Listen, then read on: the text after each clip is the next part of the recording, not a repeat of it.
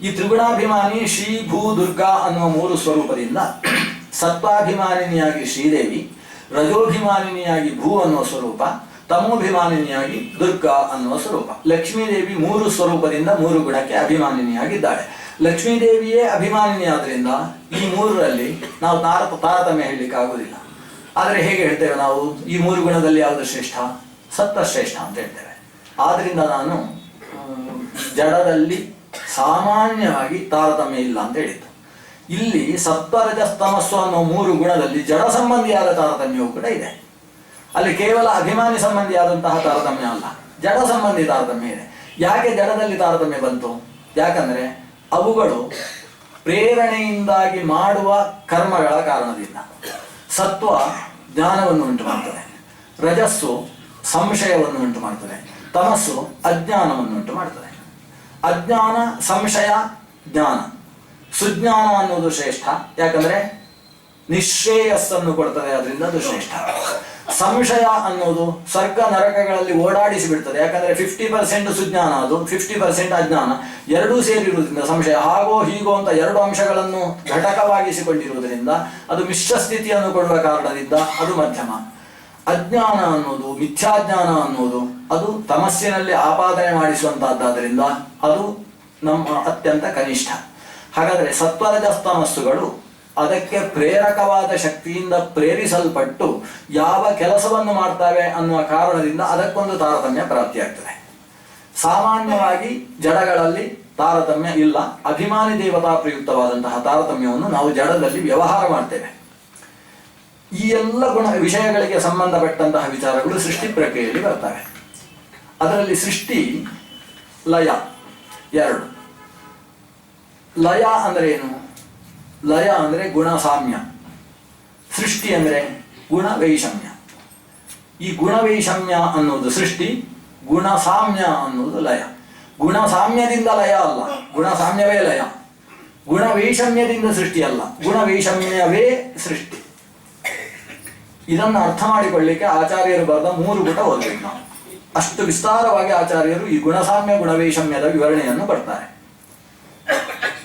ಸ್ವಲ್ಪ ನಿಮ್ಮ ತಲೆ ಚೆಟ್ಟಿಡಬಹುದು, ಆದ್ರೆ ಹೇಳಿಬಿಡ್ತೇನೆ. ಯಾಕಂದ್ರೆ ತಾತ್ಪರ್ಯದ ಅತ್ಯಂತ ಪ್ರಮುಖವಾದಂತಹ ಒಂದು ಭಾಗ. ಈ ಸೃಷ್ಟಿಗೆ ಮೂಲ ಕಾರಣವಾದದ್ದು ಗುಣ ಅಲ್ವಾ? ಸತ್ವರಜಸ್ತಮಸ್ಸುಗಳು. ಈ ಸತ್ವರಜಸ್ತಮಸ್ಸುಗಳು ಒಟ್ಟಿಗೆ ಬಿದ್ದಿರ್ತದೆ. ಪ್ರಳಯ ಕಾಲದಲ್ಲಿ ರಾಶಿ ಬಿದ್ದಿರ್ತದೆ ಎಲ್ಲೆಡೆ ಸತ್ವರಜಸ್ತಮಸ್ಸು. ಅಂದ್ರೆ ಯಾವುದು ಸೃಷ್ಟಿಯಲ್ಲಿತ್ತು, ಪೃಥ್ವಿ, ಅಪು, ತೇಜಸ್ಸು, ವಾಯು, ಆಕಾಶ, ಮಹತ್ತತ್ವ, ಅಹಂಕಾರ ತತ್ವ ಎಲ್ಲವೂ ಕೂಡ ಅದರ ಮೂಲ ಸ್ವರೂಪಕ್ಕೆ ಬಂದು ನಿಂತಾಗ ಅದೇ ಸತ್ವರಜಸ್ತಮಸ್ಸುಗಳ ರಾಶಿ. ಈ ರಾಶಿಗೆ ಪ್ರಕೃತಿ ಅಂತ ಹೆಸರು. ಆದರೆ ಪ್ರಳಯದಲ್ಲಿ ಏನಿದೆ? ಎಲ್ಲವೂ ಇದೆ. ಪೃಥ್ವಿ ಇದೆ, ಅಪು ಇದೆ, ಜಲ, ತೇಜಸ್ಸು ಇದೆ, ಎಲ್ಲ ಇದೆ. ಆದರೆ ಯಾವುದು ಕೂಡ ಪೃಥ್ವಿಯು ಪೃಥ್ವಿಯಾಗಿಲ್ಲ, ಜಲವು ಜಲವಾಗಿಲ್ಲ, ತೇಜಸ್ಸು ತೇಜಸ್ಸಾಗಿಲ್ಲ. ಮತ್ತೆ ಅವೆಲ್ಲವೂ ಪ್ರಕೃತಿಯಲ್ಲಿದೆ. ಪ್ರಕೃತಿ ಅಂದ್ರೆ ಮೂಲ ರೂಪ. ಪ್ರಕೃತಿ ಅನ್ನುವ ಶಬ್ದಕ್ಕೆ ಮೂಲ ರೂಪ ಅಂತ ಅರ್ಥ. ಉದಾಹರಣೆಗೆ ಹಾಲು ಅನ್ನೋದು ಪ್ರಕೃತಿ, ಮೊಸರು ಅನ್ನೋದು ವಿಕೃತಿ. ಮೊಸರು ಅನ್ನೋದು ಪ್ರಕೃತಿ, ಬೆಣ್ಣೆ ಅನ್ನೋದು ವಿಕೃತಿ. ಮಣ್ಣು ಅನ್ನೋದು ಪ್ರಕೃತಿ, ಮಡಿಕೆ ಅನ್ನೋದು ವಿಕೃತಿ. ಪ್ರಕೃತಿ ಅಂದ್ರೆ ಮೂಲ ವಸ್ತು. ಮಡಿಕೆಗೆ ಯಾವುದು ಪ್ರಕೃತಿ? ಮಡಿಕೆಗೆ ಮಣ್ಣು ಪ್ರಕೃತಿ ಅನ್ನಬೇಕು. ಮಣ್ಣಿಗೆ ಯಾವುದು ಪ್ರಕೃತಿ? ಮಣ್ಣಿಗೆ ಪೃಥ್ವಿ ಪ್ರಕೃತಿ. ಪೃಥ್ವಿ ಅಂದ್ರೆ ಯಾವುದು? ಮಣ್ಣು. ಮಣ್ಣು ಅಂದ್ರೆ ಅದಕ್ಕೊಂದು ಪೃಥ್ವಿ ಅನ್ನೋ ಮೂಲ ತತ್ವ ಇದೆ. ಆ ಮೂಲ ತತ್ವ ಏನು? ಅದು ಸೂಕ್ಷ್ಮ. ಆ ಮೂಲ ತತ್ವ ಅತ್ಯಂತ ಸೂಕ್ಷ್ಮ. ಅದನ್ನು ನಾವು ಭೂತ ಸೂಕ್ಷ್ಮ ಅಂತ ಕರೀತೇವೆ. ಬೇಕಾದ್ರೆ ನೀವು ಅದನ್ನು ಪರಮಾಣು ಅಂತ ಬೇಕಾದ್ರೆ ಕರಿ, ಆಟಮ್ ಅಂತ ಕರಿ.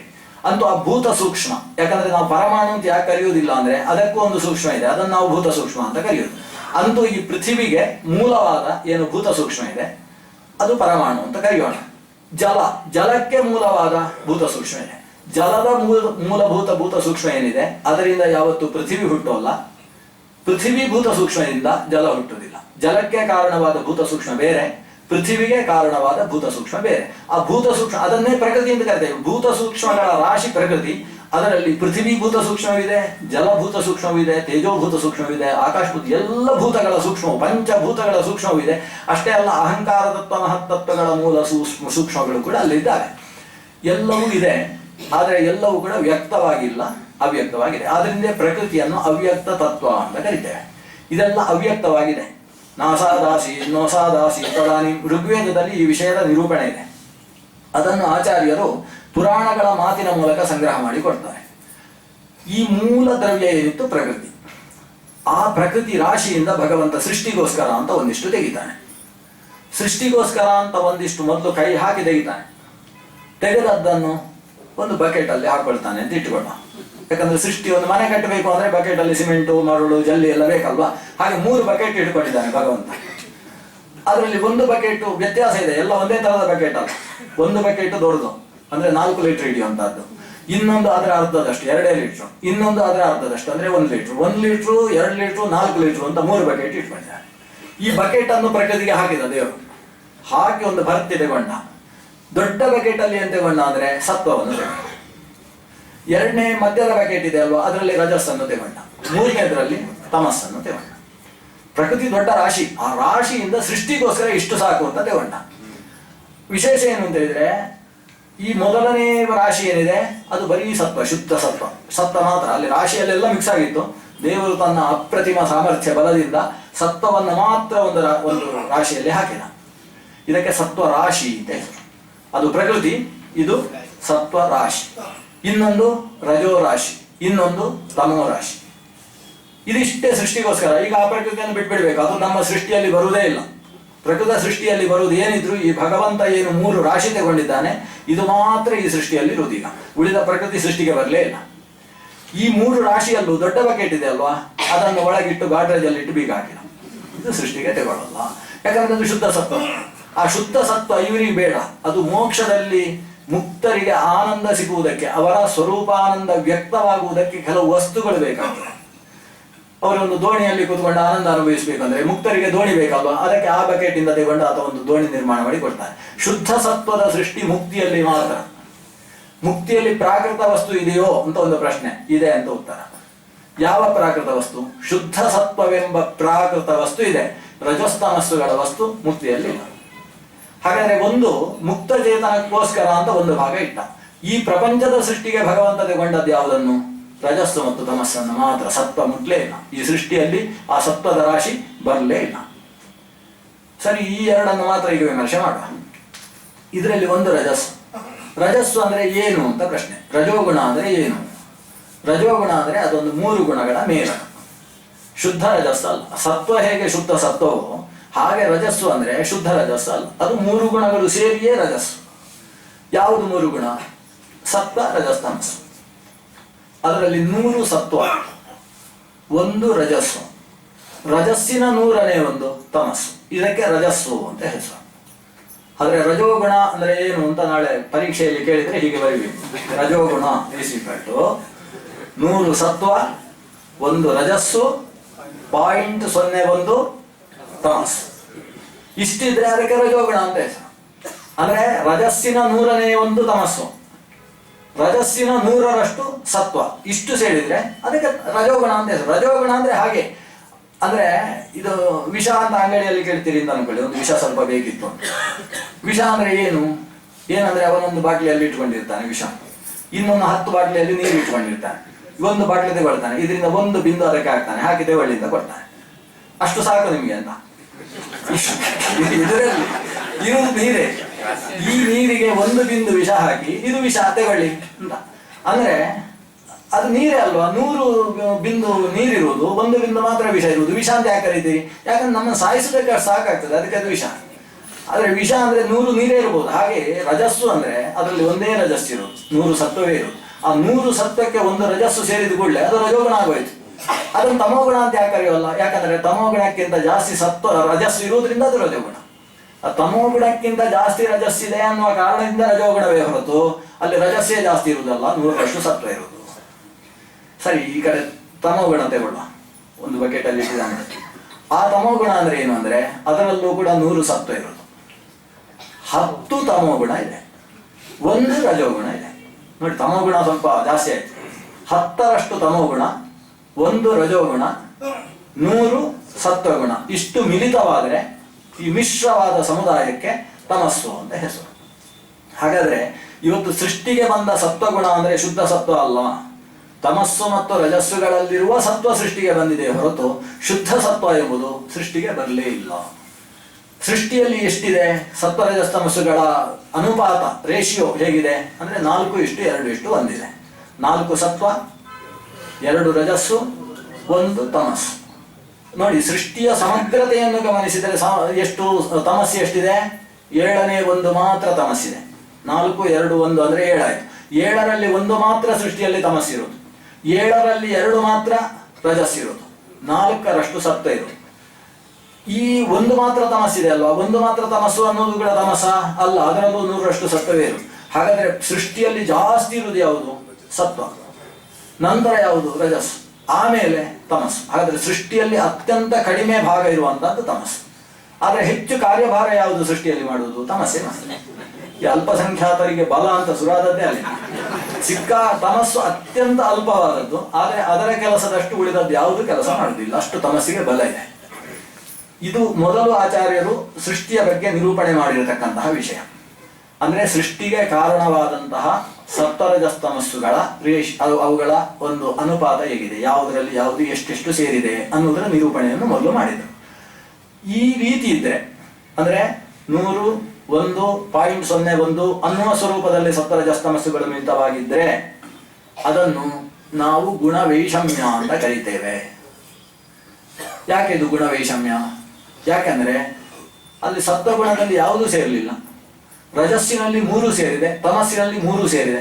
ಇವೆರಡು ಮಿಶ್ರ, ಸತ್ವ 1 ಶುದ್ಧ, 1 ಶುದ್ಧ 2 ಮಿಶ್ರ, ವೈಷಮ್ಯ ಆಯ್ತಲ್ವ ಗುಣಗಳಲ್ಲಿ. ಇದಕ್ಕೆ ಗುಣವೈಷಮ್ಯ ಅಂತ ಹೆಸರು. ಇದೇ ಸೃಷ್ಟಿ. ಈ ರೀತಿಯಲ್ಲಿದ್ರೆ ಸೃಷ್ಟಿ. ಹಾಗಾದ್ರೆ ಲಯ ಅಂದ್ರೆ ಏನು? ಲಯ ಅಂದ್ರೆ ಏನು ಅಂದ್ರೆ ಈ ಏನು ಸತ್ವರಜಸ್ತಮಸ್ಸುಗಳು ಒಂದು ರೀತಿಯ ರೇಷಿಯೋದಲ್ಲಿ ಇದ್ದಾವಲ್ವಾ, ಅದು ಸ್ವಲ್ಪ ಹಾಗೆ ಒಡೆದು ಆ ಕಡೆ ಹೋಗಿ ಸತ್ವದಲ್ಲಿ ಮಿಕ್ಸ್ ಆಯ್ತೋ, ಮುಗೀತು, ಲಯ ಆಯ್ತು ಅಂತ. ಶುದ್ಧವಾದ ಸತ್ವವನ್ನು ಯಾವಾಗ ಈ ರಜಸ್ಸು ತಮಸ್ಸುಗಳು ಕೆಡಿಸ್ತಾವೋ ಆವಾಗ ಲಯ. ಅಂದ್ರೆ ಗುಣಸಾಮ್ಯ ಆಯ್ತು. ಗುಣಸಾಮ್ಯ ಆಯ್ತು ಅಂದ್ರೆ ಏನರ್ಥ? ಸತ್ವವು ಮಿಕ್ಸ್ ಆಯ್ತು. ಸತ್ವವು ಯಾವಾಗ ಇದರಿಂದ ಮಿಲಿತವಾಯಿತು ಆವಾಗ 3 ಕೂಡ ಮಿಶ್ರವೇ ಆಯಿತು. ಅದರಿಂದ ಗುಣಗಳಲ್ಲಿ ವೈಷಮ್ಯ ಬರಲಿಲ್ಲ, 3 ಗುಣಗಳಲ್ಲೂ ಸಾಮ್ಯ ಬಂತು. ಏನು? ಮಿಶ್ರತ್ವ ಅನ್ನೋ ಸಾಮ್ಯ ಬಂತು. ಈ ಸಾಮ್ಯ ಬಂದ್ರೆ ಅದಕ್ಕೆ ಲಯ ಅಂತ ಕರೀತಾರೆ. ವೈಷಮ್ಯ ಇದ್ರೆ ಅದಕ್ಕೆ ಸೃಷ್ಟಿ. ಆದ್ರಿಂದ ಸೃಷ್ಟಿ ಅಂದ್ರೆ ಏನು? ಭಗವಂತ ಮಿಶ್ರವಾಗಿದ್ದನ್ನು ಸತ್ವವನ್ನು ಪ್ರತ್ಯೇಕೀಕರಿಸಿ ರಜಸ್ಸು ತಮಸ್ಸು ಅನ್ನುವ ವಿಶಿಷ್ಟವಾದ ಮಿಶ್ರತೆಯನ್ನು ಒಂದು ವಿಶಿಷ್ಟ ಸಂಖ್ಯೆಯ ಮಿಶ್ರತೆಯನ್ನು ಪ್ರತ್ಯೇಕೀಕರಿಸಿದಾಗ ಅದಕ್ಕೆ ಸೃಷ್ಟಿ ಅಂತ ಕರೀತಾರೆ. ಅವುಗಳು ಮತ್ತೆ ಅಲ್ಲಿ ಸೇರಿಕೊಂಡಾಗ ಲಯ ಆಗ್ತದೆ. ಸೇರಿಕೊಳ್ಳುವುದು ಅನ್ನೋದ್ರಲ್ಲೂ ಅತ್ಯಂತ ಸೂಕ್ಷ್ಮ ವಿಷಯಗಳಿದ್ದಾರೆ. ಯಾಕಂದ್ರೆ ಈಗ ಮಹತ್ತತ್ವ ಅಂತ ಒಂದು ಸೃಷ್ಟಿ ಇದೆ. ಮಹತ್ತತ್ವ ಅಂದ್ರೆ ಏನು? ಅದು ರಜಸ್ಸಿನಿಂದ ಮೂಲಭೂತವಾಗಿ ಸೃಷ್ಟವಾದದ್ದು, ರಜೋಗುಣದಿಂದ ಸೃಷ್ಟವಾದದ್ದು. ಚತುರ್ಮುಖ ಬ್ರಹ್ಮನ ಶರೀರ ಅಂತ ಅದನ್ನು ಕರೀತೇವೆ.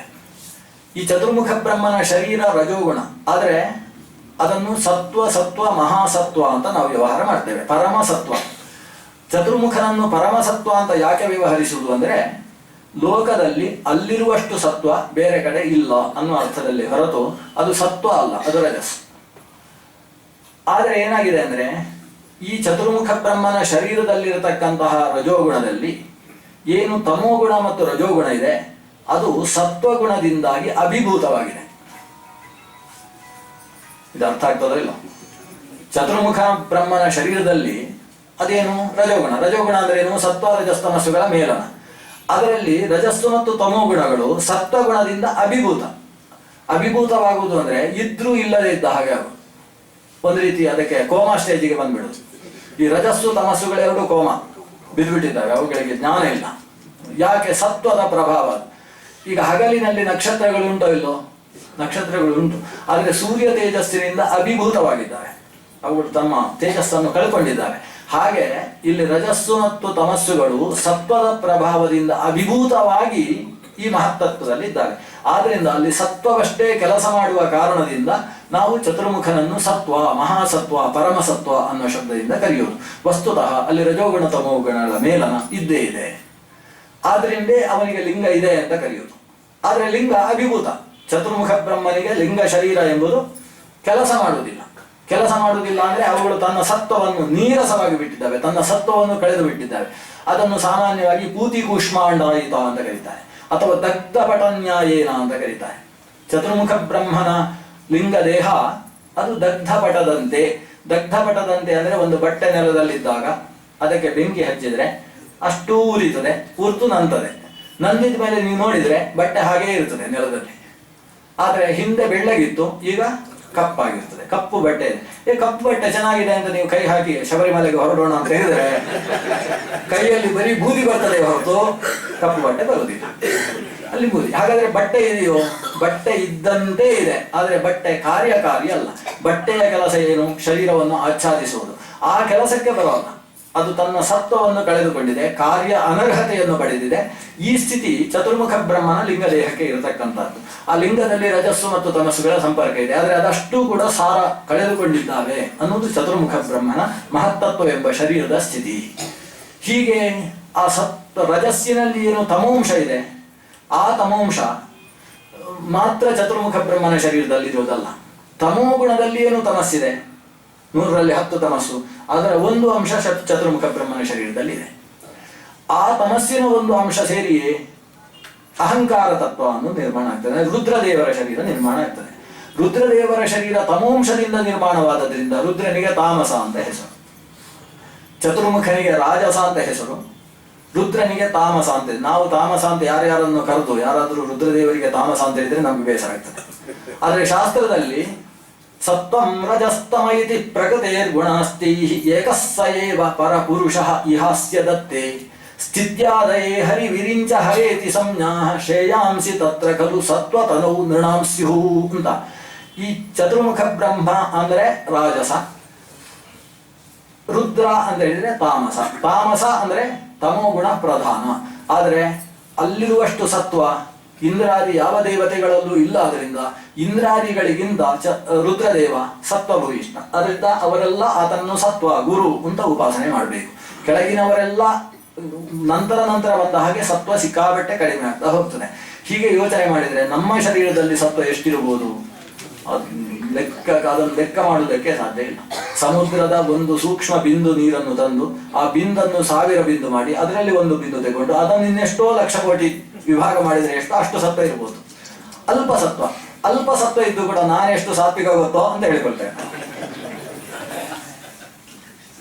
ನೋಡಿ. ಚತುರ್ಮುಖ ಬ್ರಹ್ಮನನ್ನೇ ರಾಜಸ ಅಂತ ಶಾಸ್ತ್ರ ಕರೆಯುತ್ತೆ ಅಂದ್ರೆ ಯೋಚನೆ ಮಾಡಿ. ಅದರಿಂದ ಸತ್ವ ರಜಸ್ತ ತಮಸ್ಸು ಅನ್ನುವಲ್ಲಿ ಶುದ್ಧ ಸತ್ವ ಅನ್ನೋದು ಸೃಷ್ಟಿ ಪ್ರಕ್ರಿಯೆಗೆ ಒಳಗಾಗದೆ ಉಳಿದ ರಜಸ್ಸು ತಮಸ್ಸುಗಳಿಂದಲೇ ಸೃಷ್ಟಿ ನಡೆಯಿತು.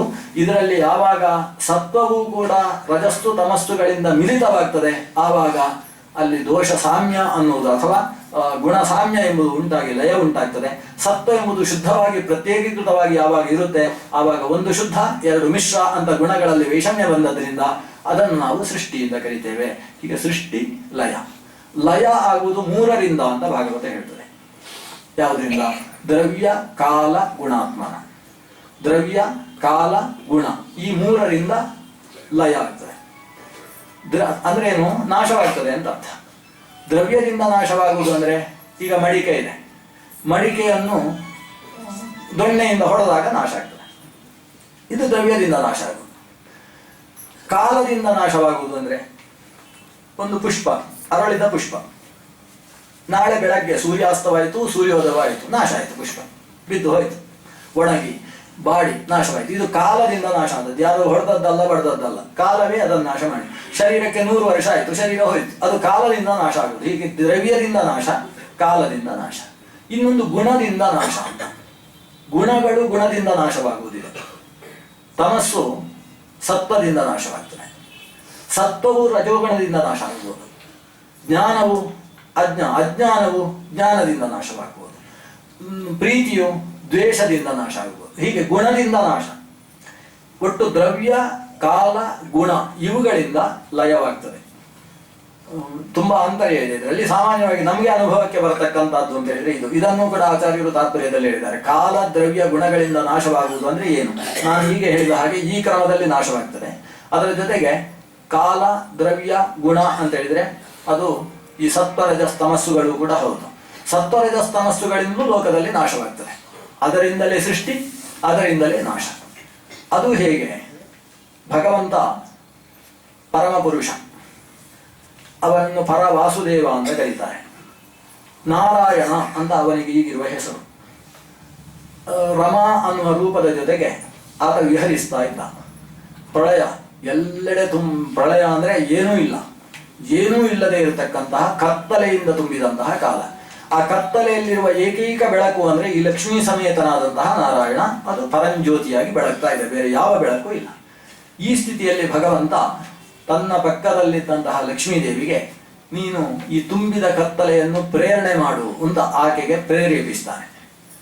ಭಗವಂತ ನಾರಾಯಣನಿಂದ ಪ್ರೇರಿತಳಾದಂತಹ ಪ್ರಕೃತಿ ದೇವಿ ಅಂದರೆ ಲಕ್ಷ್ಮೀದೇವಿ ಪ್ರಕೃತಿಯಲ್ಲಿ ತಾನು ತುಂಬಿ ಪ್ರೇರಣೆ ಕೊಡ್ತಾಳೆ, ಪ್ರಕೃತಿಗೆ ಪ್ರೇರಣೆ ಕೊಡ್ತಾಳೆ. ಪ್ರಕೃತಿಗೆ ಪ್ರೇರಣೆ ಕೊಡ್ತಾ ತಾನು ದುರ್ಗಾ ಅನ್ನುವ ರೂಪದಿಂದ ಕತ್ತಲೆಯನ್ನು ನುಂಗ್ತಾಳೆ. ಆಕೆ ದುರ್ಗೆಯಾದಾಗ ಈತನು ನೃಸಿಂಹ ರೂಪದಿಂದ ಅದನ್ನು ನುಂಗ್ತಾನೆ. ಕತ್ತಲೆಯನ್ನು ನುಂಗುವುದು ಅಂತ ಹೇಳಿದ್ರೆ ಇವರಿಬ್ಬರು ಬೆಳಕು ಜಾಸ್ತಿ ಮಾಡಿಕೊಳ್ತಾರೆ ಅಂತ ಅರ್ಥ. ಈ ಬೆಳಕು ಜಾಸ್ತಿ ಆಯಿತು. ಜಾಸ್ತಿಯಾದ ಸ್ಥಿತಿಯಲ್ಲಿ ಏನು ಈ ಸೃಷ್ಟಿಗೆ ಮೂಲ ದ್ರವ್ಯಗಳಿದ್ದಾವೆ, ನಾವು ಪ್ರಕೃತಿಯಿಂದ ಕರೆದಿದ್ದೇವೆ. ಆ ಮೂಲ ದ್ರವ್ಯಗಳಲ್ಲಿ ಈ ಲಕ್ಷ್ಮೀದೇವಿ ಭಗವತ್ ಪ್ರೇರಿತಳಾದಂತಹ ಪ್ರಕೃತಿಯ ಪ್ರೇರಣೆಯಿಂದ ಅದರಲ್ಲಿ ಒಂದು ರೀತಿಯ ಗುಳುಗುಳು ಅಂತ ಸುರಾಗ್ತದೆ, ಒಂದು ರೀತಿಯ ಚಲನೆ ಸುರಾಗ್ತದೆ. ಅದನ್ನು ವಿಕುರ್ವಾಣ ಅಂತ ಶಬ್ದದಿಂದ ಭಾಗವತ ಹೇಳ್ತಾರೆ. ಅದರಲ್ಲಿ ಒಂದು ರೀತಿಯ ಚಲನೆ ಸುರಾಗ್ತದೆ, ಒಂದು ರೀತಿಯ ಏನು ಹೇಳ್ಬೋದು ವೈಬ್ರೇಷನ್, ಒಂದು ರೀತಿಯ ಚಲನೆ, ಒಂದು ರೀತಿಯ ಕಂಪನ ಅದರಲ್ಲಿ ಪ್ರಾರಂಭವಾಗ್ತದೆ. ಈ ಕಂಪನ ಆಗ್ತಾ ಆಗ್ತಾ ಮಿಲಿತವಾಗಿದ್ದದ್ದು ಬೇರೆ ಬೇರೆಯಾಗಿ ಶುದ್ಧ ಸತ್ವ ರಜಸ್ಸು ತಮಸ್ಸು ಅಂತ ಹೀಗಾಗುವುದಕ್ಕೆ ಪ್ರಾರಂಭ ಆಗ್ತದೆ. ಅಂದ್ರೆ ದೇವರು ಮಾಡುವುದು ಅಂತ ಹೇಳಿದ್ರೆ ತಾನೇ ನೇರವಾಗಿ ಮಾಡುವುದಿಲ್ಲ, ತನ್ನ ಪತ್ನಿಯ ಮೂಲಕ ಈ ಕೆಲಸವನ್ನು ಮಾಡಿಸ್ತಾರೆ. ಹಾಗಾಗಿ ಸೃಷ್ಟಿಯಾದದ್ದು ಲಕ್ಷ್ಮಿಯಿಂದ ಪ್ರಕೃತಿಯಿಂದ ಅಂತ ಹೇಳ್ತೀರಲ್ವ, ಅದು ಹೇಗೆ? ಅದು ಹೌದು, ಪ್ರಕೃತಿಯೇ ಸೃಷ್ಟಿ ಮಾಡಿದ್ದು. ಪ್ರಕೃತಿ ಸೃಷ್ಟಿ ಮಾಡಿದ್ದು ಅಂತ ಇದು ಸಾಂಖ್ಯರವಾದ. ಮಧ್ಯದಲ್ಲಿ ಭಾಗವತದಲ್ಲಿ ಸಾಂಖ್ಯ ಅಂತ ಒಂದು ಮಾತು ಬರುತ್ತೆ. ಸಾಂಖ್ಯರು ಪ್ರಕೃತಿಯೇ ಸೃಷ್ಟಿ ಮಾಡ್ತದೆ, ದೇವರು ಬೇಕಾಗಿಲ್ಲ ಅಂತ ಹೇಳ್ತಾರೆ. ಒಬ್ಬ ಚೇತನ ಬೇಡ, ಹಾಲು ಮೊಸರಾಗುವುದಕ್ಕೆ ಮನುಷ್ಯ ಬೇಕಾ? ಬೇಡ. ಅದು ಹಾಲು ನೀವು ಹಾಗೆ ಇಟ್ಟು ನೀವು ಹೆಪ್ಪು ಹಾಕದೆ ಹೋದ್ರೆ ಮರು ದಿವಸಕ್ಕೆ ಮೊಸರಾಗ್ತದೆ, ತಿನ್ಲಿಕ್ಕಾಗೋದಿಲ್ಲ ಅಷ್ಟೇ. ಹಾಲು ಮೊಸರಾಗುವುದು ಅಂದ್ರೆ ಹಾಲು ಕೆಡುವುದು ಅಂತ ಅರ್ಥ. ಹಾಲಿಗೆ ಹೆಪ್ಪು ಹಾಕುವ ಅವಶ್ಯಕತೆ ಇಲ್ಲ ಕೆಡುವುದಕ್ಕೆ, ಅದು ತಾನಾಗಿ, ಅದು ಪ್ರಕೃತಿ. ಮಣ್ಣು ಕಲ್ಲಾಗ್ತದೆ, ಮಣ್ಣು ಕಲ್ಲಾಗುವುದಕ್ಕೆ ದೇವರು ಸೃಷ್ಟಿ ಮಾಡುವುದು ಅಂತಾದ್ರೆ ಇವತ್ತು ಈ ಮಣ್ಣಿನ ರಾಶಿಯನ್ನು ಕಲ್ಲು ಮಾಡಲಿ, ನಾಳೆಗೆ ಆಗುದಿಲ್ಲ. ಕಲ್ಲು ಮಣ್ಣಾಗುವುದು 1 ಕೋಟಿ ವರ್ಷ ಆದ ಮೇಲೆ. ಹಾಗಾದ್ರೆ ಮಣ್ಣು ಕಲ್ಲಾಗುವುದು, ಕಲ್ಲು ಮಣ್ಣಾಗುವುದು ಅನ್ನೋದು ಅಷ್ಟು ಕಾಲ ತಗೊಳ್ತದೆ ಅಂದ್ರೆ ಅದು ಪ್ರಕೃತಿ ಪರಿಣಾಮ. ಅದಕ್ಕೆ ದೇವರು ಯಾಕೆ ಬೇಕು?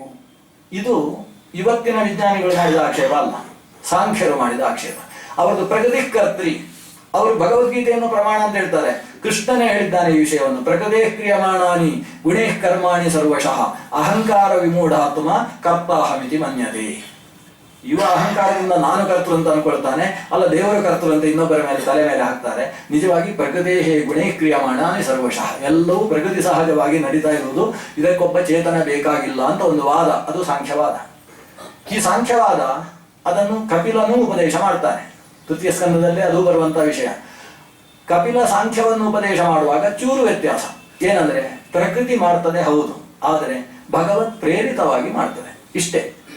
ಈ ಏನು ಸಾಂಖ್ಯವಾದ ಇದೆ ಅದರ ಹಿನ್ನೆಲೆಯಲ್ಲಿ ಭಗವಂತನ ಪ್ರೇರಣೆ ಅಂತ ಒಂದು ಸೇರಿಸಿಕೊಂಡ್ರೆ ಸಾಂಖ್ಯ ಅನ್ನೋದು ಶ್ರೇಷ್ಠರ ಸಾಂಖ್ಯ ಆಗ್ತದೆ.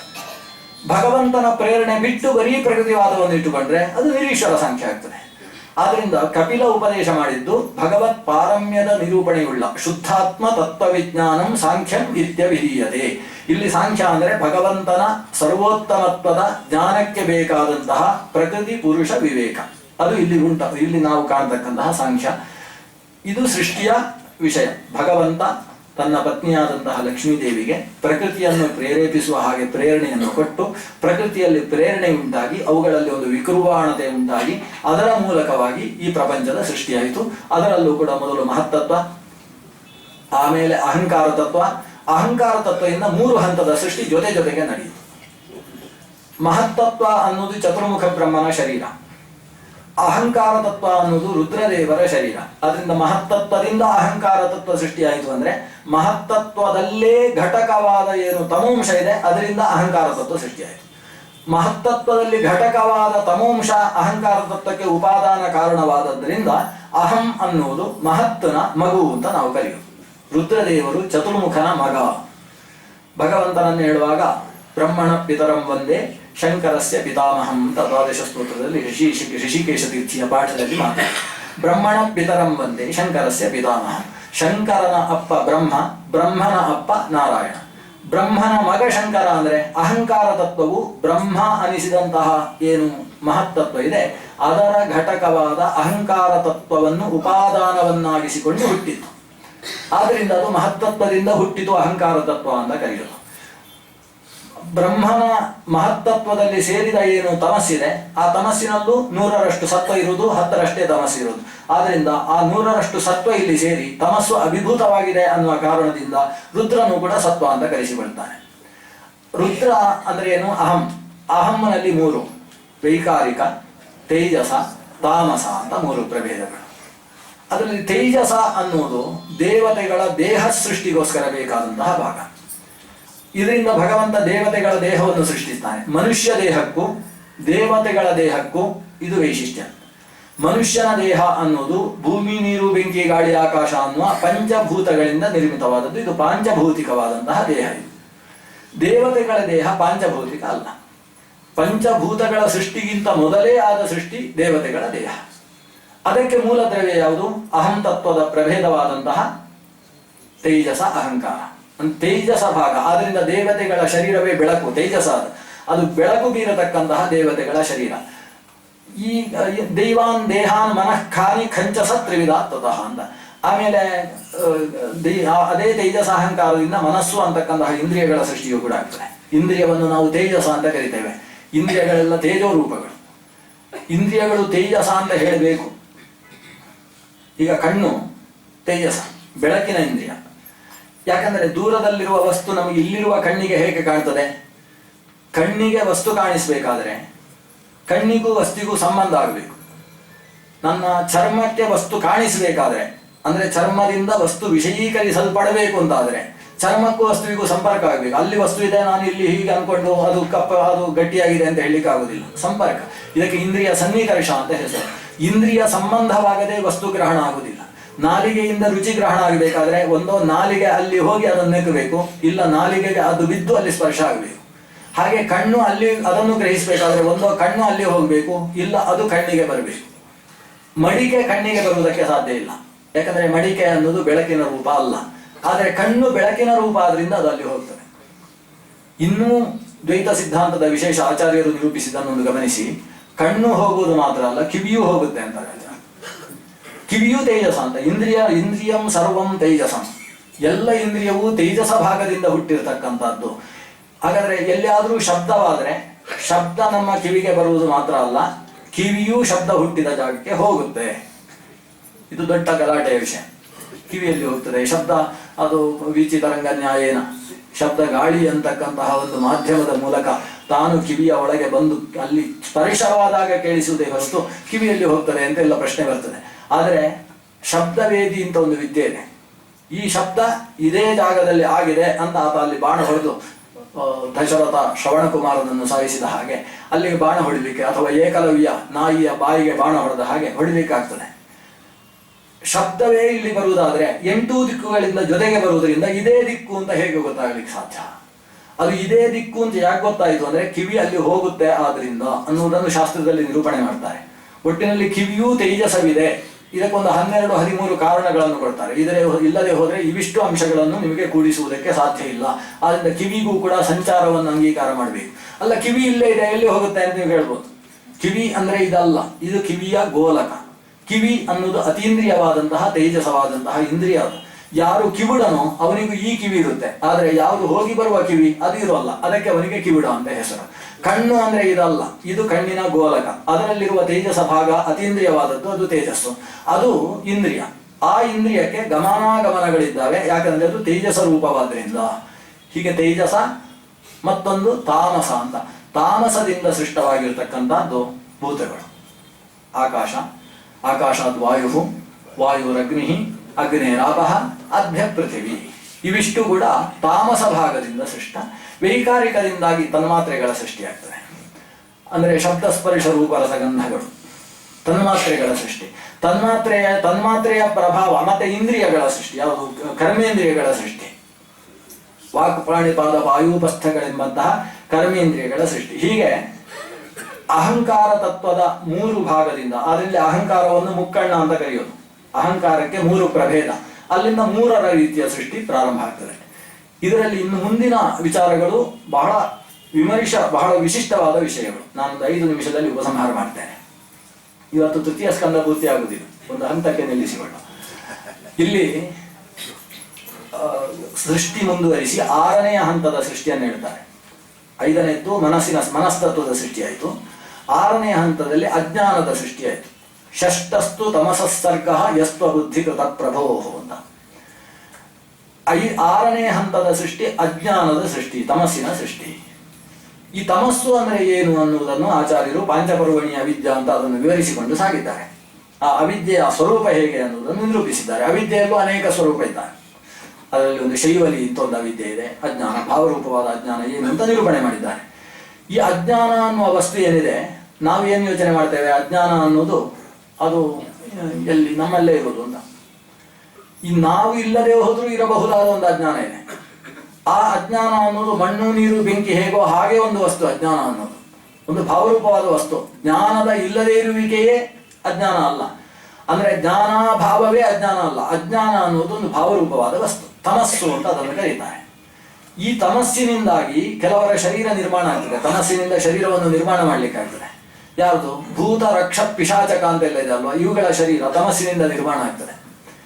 ಈ ಪಿಶಾಚಿ ಶರೀರ, ಕೆಲವು ಪಿಶಾಚಿಗಳಿಗೆ ವಾಯವೀಯ ಶರೀರ, ಗಾಳಿಯ ಶರೀರ, ವಾಯವೀಯ ಶರೀರ ಅನ್ನೋದು ಕೆಲವು ಪಿಶಾಚಿಗಳಿರ್ತಾರೆ.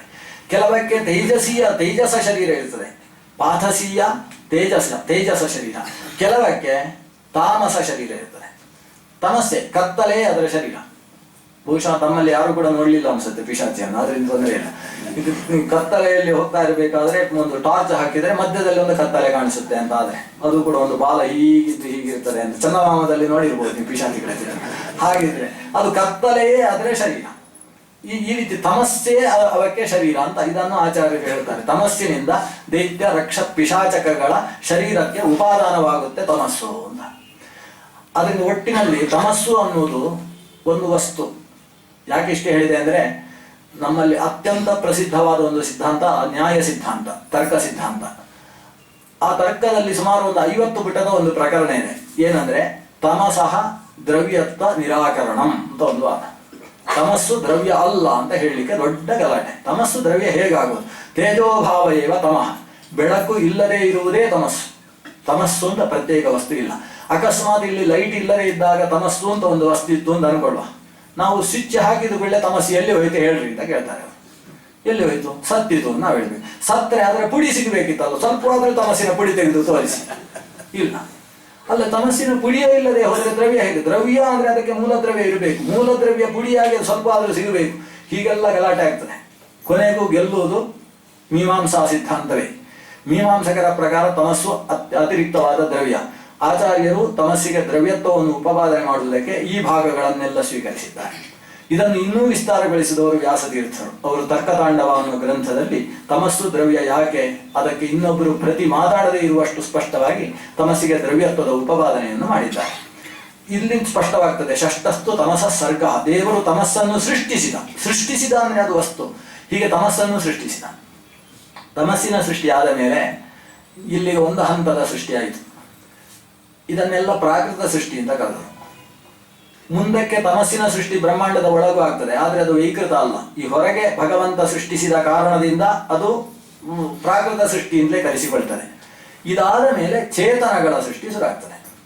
ಚೇತನಗಳ ಸೃಷ್ಟಿಯಲ್ಲಿ ಮೊದಲು ವೃಕ್ಷಗಳ ಸೃಷ್ಟಿ. ವೃಕ್ಷಗಳು ಯಾವುದು? ವನಸ್ಪತ್ಯೋಷಧಿ ಲತಾಹ ತ್ವಕ್ಸಾರ ವೀರುಧೋ ದ್ರುಮಾಹ ಅಂತ 6 ಬಗೆಯ ವೃಕ್ಷಗಳನ್ನು, ಷಡ್ವಿಧ ತಸ್ತುಷಾಂ ಚಯಃ, 6 ಬಗೆಯ ವೃಕ್ಷಗಳನ್ನು ಹೇಳಿದಾಗ ಒಂದು ಮಾತು ಭಾಗವತ ಹೇಳ್ತದೆ, ಉತ್ಸ್ರೋತಸ ಸ್ತಮಪ್ರಾಯ ಅಂತ ಹೇಳ್ತದೆ. ಈ ವೃಕ್ಷಗಳೆಲ್ಲ ಉತ್ಸ್ರೋತಸ್ಸುಗಳು, ಅಂದ್ರೆ ಮೇಲಕ್ಕೆ ಹೋಗತಕ್ಕಂಥವುಗಳು. ಇಷ್ಟಾದ ಮೇಲೆ ನಂತರ ಪ್ರಾಣಿಗಳ ಸೃಷ್ಟಿಯನ್ನು ಹೇಳ್ತಾರೆ. ಅದು ಸೋಷ್ಟಾವಿಂಶದ್ವಿಧೋ ಮತಃ, ಅದು 28 ಬಗೆಯದ್ದಾದಂತಹ ಪ್ರಾಣಿಗಳ ಸೃಷ್ಟಿ. ಅದು ತಿರ್ಯಕ್ ಸ್ರೋತಸ್ಸುಗಳು, ಅಡ್ಡಲಾಗಿ ಇರತಕ್ಕಂತಹ ಸೃಷ್ಟಿ ಅದು. ಆಮೇಲೆ ಮನುಷ್ಯನ ಸೃಷ್ಟಿ 9ನೇ ಹಂತ ಆಯಿತು. 7ನೇ ಹಂತ ವೃಕ್ಷಗಳು, 8 ಪ್ರಾಣಿಗಳು, 9 ಮನುಷ್ಯ.